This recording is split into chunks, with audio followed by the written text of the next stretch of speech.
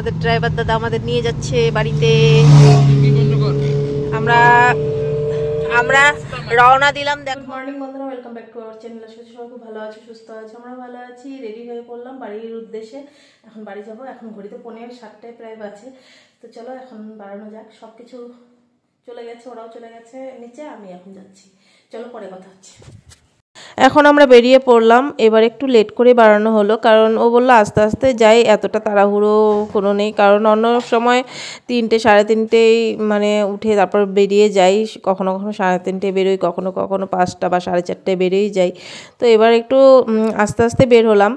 যাই আস্তে আস্তে একটুখানি যাই, কারণ আজকে সারাদিন আজকে তো আর মানে বাড়ি গিয়ে কোনো কাজও করতে পারবো না ওইভাবে। যে ঘরে থাকবো ওই ঘরগুলোই সাফ করব। তো বিকেলের মধ্যে পৌঁছেই যাবো আর কি। তাই আর কি বেরিয়ে পড়লাম সকাল সকাল। আর কিন্তু মেঘলা মেঘলা করেছে, মানে এখনও রৌদ্র ওঠেনি। তো চলো এখন যাই দুগা দুগা করে। ভীষণ খুশি লাগছে যে বাড়ি যাচ্ছি আমরা।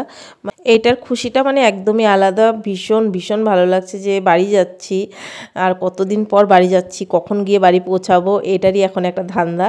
তো যাই চলো, ভীষণ মানে কি বলবো, এতটাই যে খুশি লাগছে সেটা আর বলার নেই।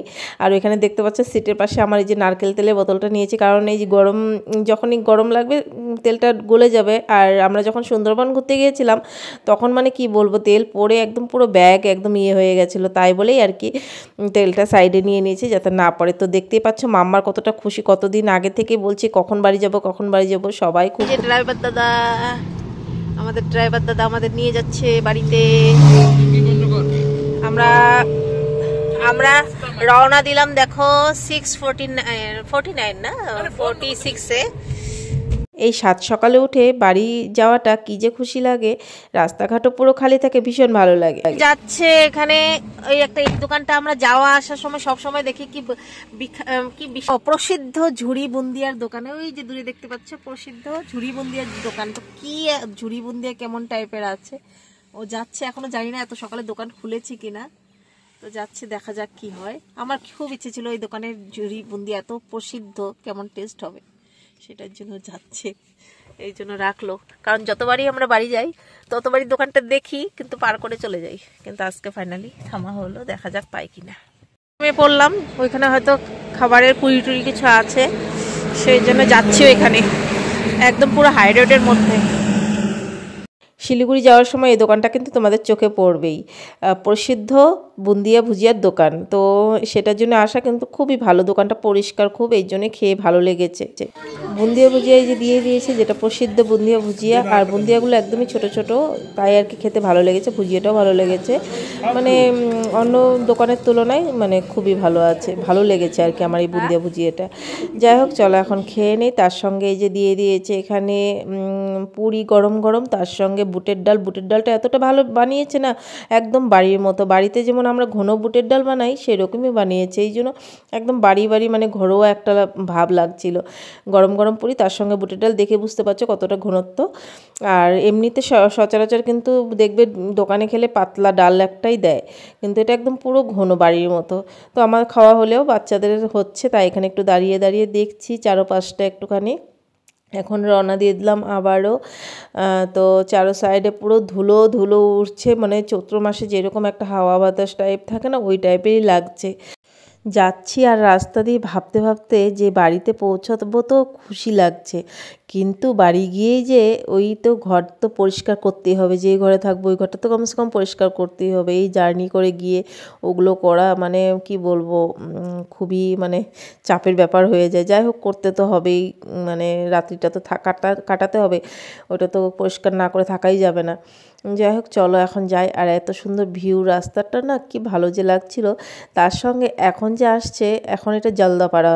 তো জলদাপাড়াটা পার হতে হতেই এত মাংকি দেখা যায়। প্রত্যেকবার আমরা যাওয়া আসার সময় মাংকি দেখবই দেখবো, এত মাংকি ভালো লাগে দেখতে। রাস্তা আমাদের একদম পুরো ঝুঁড বেঁধে বসে থাকে।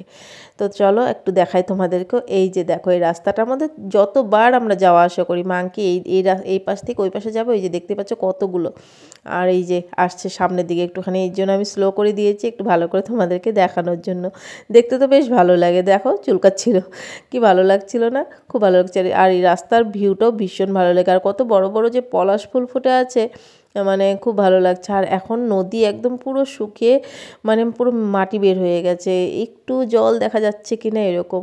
এই নদীটা কিন্তু অনেকটাই বড়, নামটা ঠিক আমি জানি না। আর এখন গুয়াহাটি পৌঁছাতে পৌঁছাতে 340 কিলোমিটার আছে। তো গুয়াহাটিতে আর আমরা যাবো না, গুয়াহাটির আগে। যাই হোক, একটু ঝালমুড়ি খেয়ে নিয়ে নেমে পড়লাম হচ্ছে একটা জায়গায়, খুব সুন্দর। আমি ওকে বারবার বলছিলাম একটু রাখুন, একটু রাখুন, একটা রিলস বানাই, বানাই, সেই জন্য আর কি। এই সুন্দর মানে টি গার্ডেনটা দেখে ও রাখলো। সুন্দর আমরা জায়গায় আসলাম, মানে একটু থামলাম, ওকে বললাম কি সুন্দর দেখা যাচ্ছে পুরো চায়ের বাগানটা পুরো গ্রিন। হ্যাঁ, তাই বললাম যে একটুখানি দাঁড়াও ফটোশ্যুট করি। দারুণ দারুণ একদম, দেখো চারো সাইডটা কি সুন্দর গ্রিনারি। হ্যাঁ, কি সুন্দর। আর আমাদের ওই যে গাড়ি এখানে, ওই যে এখানে দাঁড়িয়ে আছে ছেলে ভিতরে, তো এখান দিয়ে আসলাম, কয়েকটা রিলস বানালাম, একটু ভিডিও শ্যুট করেই বাস তারপর আবার রওনা দিয়ে দিয়েছি। এখন আমরা আসাম বেঙ্গলের বর্ডারে আছি, বারোভিসা। তো এখানে দেখো পুরো একদম ট্রাকে ট্রাক, মানে কি বলবো, পুরো ট্রাফিক। এখানেও কিছুটা আমাদের সময় নষ্ট হয়ে যায়। আর তারপর তো বঙ্গাইগাঁও গিয়ে হয়ই। আর এখানে বড় বড়, মানে এত বড় বড় কি যেন আছে এগুলোতে, যে দেখো একটুখানি ভিডিও করে নিলাম, এত বড় বড় জানি না কি আছে। ও তো বললো কি অয়েল নাকি, যাই হোক ভালো করে বউ বলতে পারলো না। আর এখন একটুখানি মনে হয় সবাই টায়ার্ড হয়ে গেছি, কখন বাড়ি গিয়ে পৌঁছাবো।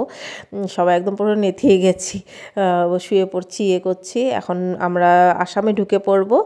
আর আসামে ঢুকে ওর একটা ফোন আসাতে আবার এখানে গাড়িটা রেখেছে। আর গাড়িটা রাখার সঙ্গে সঙ্গে মনে পড়ে গেল, এর আগে আসতেও আমরা মানে তার আগের বার আর কি আসতেও এই যে এই জায়গা, সেম জায়গাটাতে মানে রেখেছিল গাড়িটা। আর এখানে মিষ্টি খেয়েছিলাম।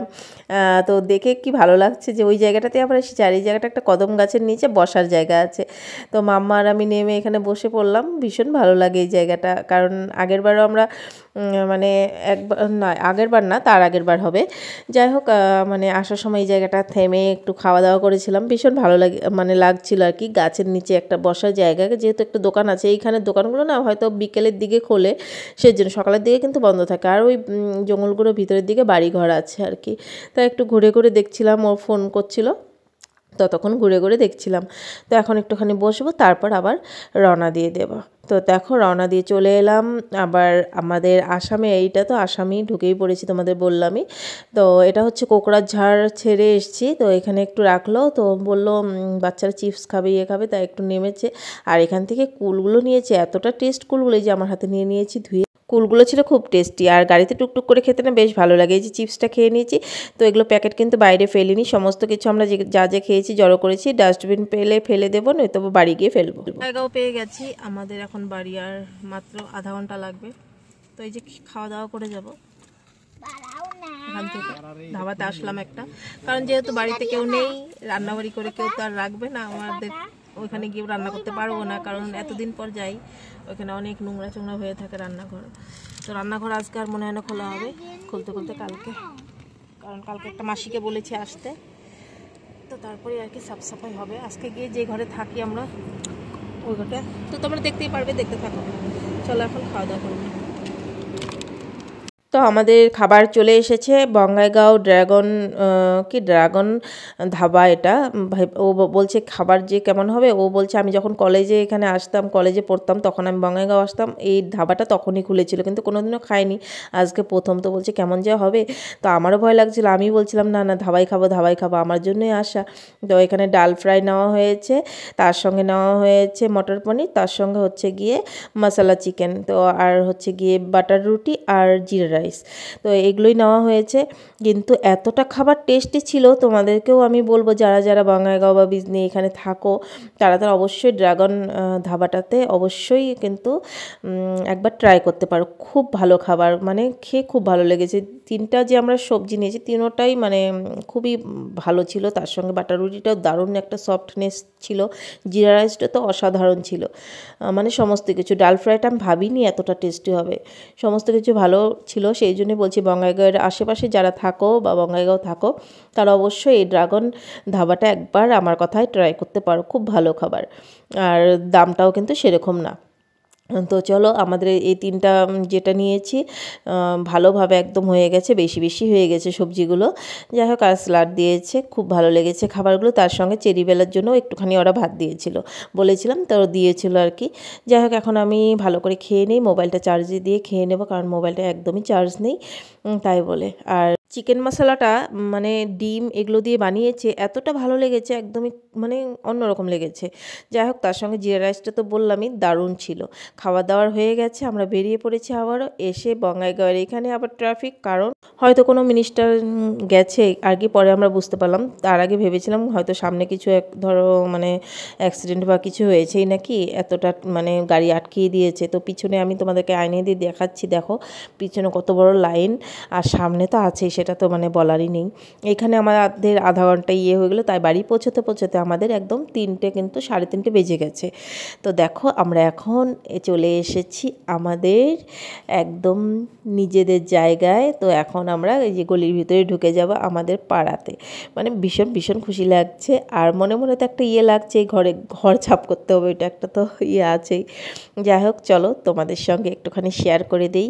আর আমাদের রুমটা দেখো কীরকম আছে, একটু দেখাচ্ছি যে এইরকম অবস্থা। এখন ভিতরটা এতটা আমাদের নোংরা হয় না, কারণ আটকানো থাকে তো ধুলোবালি হয় না, কিন্তু বাইরে ব্যালকনিটা দেখো কতটা ধুলো পড়েছে। এগুলোকে এখন সমস্ত কিছু পরিষ্কার করে নেবো, যেহেতু থাকতে হবে, তাই ঝাড়ু এগুলো নিয়ে নিয়েছি, ঝাড়ু দিয়ে পরিষ্কার করে তারপর মুছে নেব।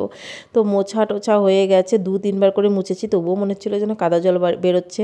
তো রাত্রের খাবার নিয়ে এসেছে, কারণ আজকে তো বললামই রান্নাঘরটা আর খুলবো না, কালকে মাসিকে বলেছি, মাসি আসবে, তো তখনই আর কি দুজনে মিলে সাফ সাফাই করবো। তো বাইরে থেকে এই যে চিকেন চাউমিন, তার সঙ্গে কুরকুরে চিকেন নিয়ে এসছে। কুরকুরে চিকেনটা অসাধারণ ছিল, তার সঙ্গে চাউমিনটাও কিন্তু অসাধারণ ছিল। তো এটাই আমাদের রাত্রের খাবার। আর দেখতে পাচ্ছ বাইরে অন্ধকার মানে হয়ে গেছে, আর এখন খাচ্ছি আমরা। আর আমার না ভিডিও করার আর এনার্জি পাচ্ছিলাম না, কাজ টাজ করে মনে হচ্ছিলো যেন চোখটা আমার বন্ধ হয়ে এসেছিলো, তাই আর কি একটু শুয়েছিলাম। তারপরে ওই যে ও খাবার নিয়ে আসলো, শোয়া মানে কি ওই তো ওই রকমই আর কি।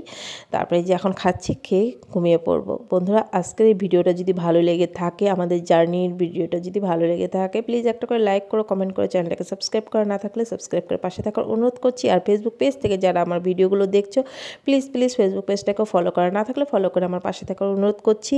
আর যারা আমার ভিডিওটা দেখছো, প্লিজ একটা করে লাইক করে তারপরেই যেও। কমেন্ট না করলেও একটা করে প্লিজ সবাই লাইক করো, আর কমেন্ট করলে তো আমার ভীষণ ভালো লাগবে। কে কোথা থেকে দেখছো ওইটাও আমার ভালো লাগবে যদি তোমরা বলো। তার সঙ্গে যে কুরকুরে চিকেনটা দেখো, সামনে থেকে একটু দেখে দিচ্ছি, বেশ ভালো লেগেছে এটা আমার। তো প্রথম খেলাম কুরকুরে চিকেনটা, খুব ভালো লেগেছে। এখন ও খাচ্ছে, ছেলে নিচে গেছে টিভি দেখছে আর খাচ্ছে, মেয়ে আমরা উপরেই খাচ্ছি। চলো টাটা।